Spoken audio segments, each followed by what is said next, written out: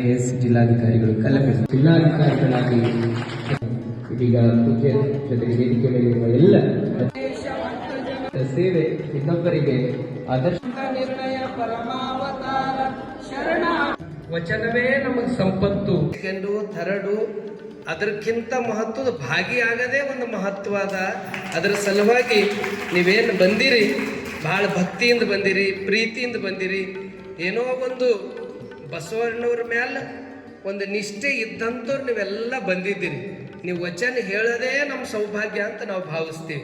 ಓದುವಾಗಿಂದ ನಾವು ಒತ್ತು ಬರ್ತಾ ಇದ್ದೀವಿ. 12ನೇ ಮಾಡಬೇಕಾಗಿರೋದು ಎಸ್ಪೆಷಲಿ ಹೆಣ್ಮಕ್ಳಿಗೋಸ್ಕರ ಪ್ರೋತ್ಸಾಹಿಸಿ ನನ್ನ ಇಡೀ ಜೀವನದಲ್ಲಿ ಪ್ರತಿಯೊಬ್ಬರು ಸಹಕಾರನೂ ಸಹಯೋಗನೇ ಮಾಡಿದ್ದಾರೆ.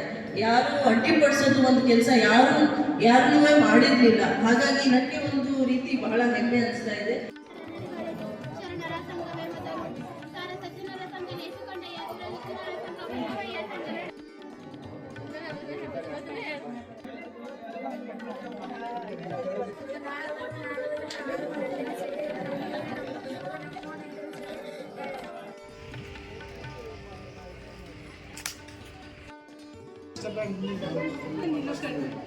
ಕರಸ್ಥಳದಲ್ಲಿ ಲಿಂಗ ಸ್ಥಾಪನೆಯಾದ ಬಳಿಕ ಲಿಂಗದಲ್ಲಿ ಅನಿಮಿಷ ದೃಷ್ಟಿಯಾಗಬೇಕು, ತನ್ನ ತಾನೇ ಅನಿಮಿಷವಾಗಬೇಕು, ಲಿಂಗದಲ್ಲಿ ಅನಿಮಿಷವಾಗಬೇಕು, ಜಂಗಮದ ನಿಲುಕಡೆಯ ನದಿಯಾಗಬೇಕು, ಪ್ರಸಾದದಲ್ಲಿ ಪರಿಪೂರ್ಣನಾಗಿರಬೇಕು, ಹಿರಣ್ಯಕ್ಕೆ ಕೈ ಮರದ ಮರೆಯ ತೇಜವಂತೆ ಹಬದ ಮರಿ ಚನ್ನಮಲ್ಲಿಕಾರ್ಜುನ ನೆಲವ ನಡೆಯಬಾರದು ಮುಖದ ಚೇಷ್ಟೆ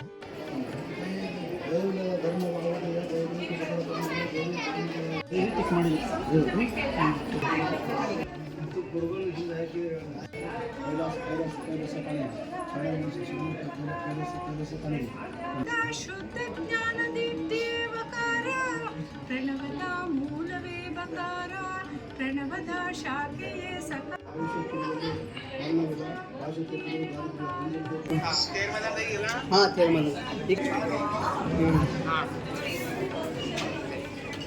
ಮಾಡ್ಕೊಡ್ತಾರೆ.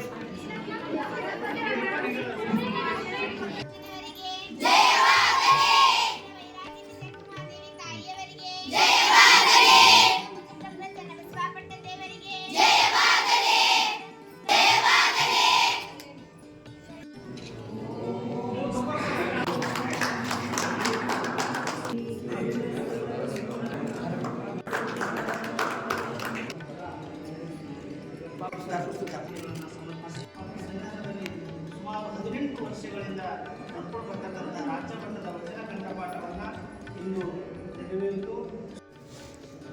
ವಚನಗಳೇ ನಮ್ಮ ಸಂಪತ್ತು, ವಚನಗಳೇ ನಮ್ಮ ಆಸ್ತಿ, ವಚನಗಳೇ ನಮ್ಮ ಜೀವಾಳ. ಆ ವಚನಗಳಿಂದ ನಮ್ಮ ಬದುಕು ಹಸನಾಗ್ತದೆ.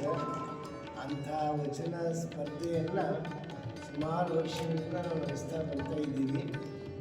ದಿನದಿನಕ್ಕೆ ಆ ಸ್ಪರ್ಧೆ ಹೆಚ್ಚು ಆಗ್ತಾ ಇರೋದು ಆ ಖುಷಿಯನ್ನು ತಂದುಕೊಟ್ಟಿದೆ.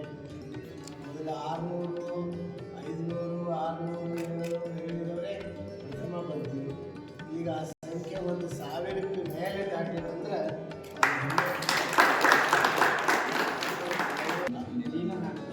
ಲೀಲಾ ನಾಗಭೂಷಣ್ ಅವರಿಗೆ ಪ್ರಥಮ ಬಹುಮಾನ ಸಿಕ್ಕಿದ್ದು. ನಾನು ಅವರಿಗೆ ಅಭಿನಂದನೆಗಳನ್ನು ಹೇಳ್ತೀನಿ.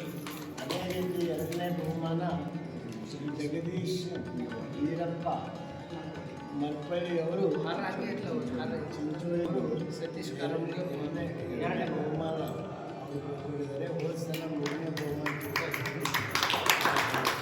ಈ 3ನೇ ಬಹುಮಾನವನ್ನು ನಮ್ಮ ವಿನಾಯಕ ಬೆಳಗಾವಿ ಜಿಲ್ಲೆಯ ವಿನಾಯಕ 3ನೇ ಬಹುಮಾನ ಪಡ್ಕೊಂಡಿದ್ದಾರೆ.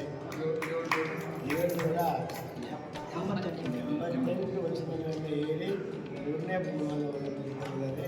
951 ವಚನ ಹೇಳಿ ದ್ವಿತೀಯ ಸ್ಥಾನವನ್ನು ನಮ್ಮ ವೀರಪ್ಪ ಜಗದೀಶ್ ಅವರು ಪಡ್ಕೊಂಡಿದ್ದಾರೆ.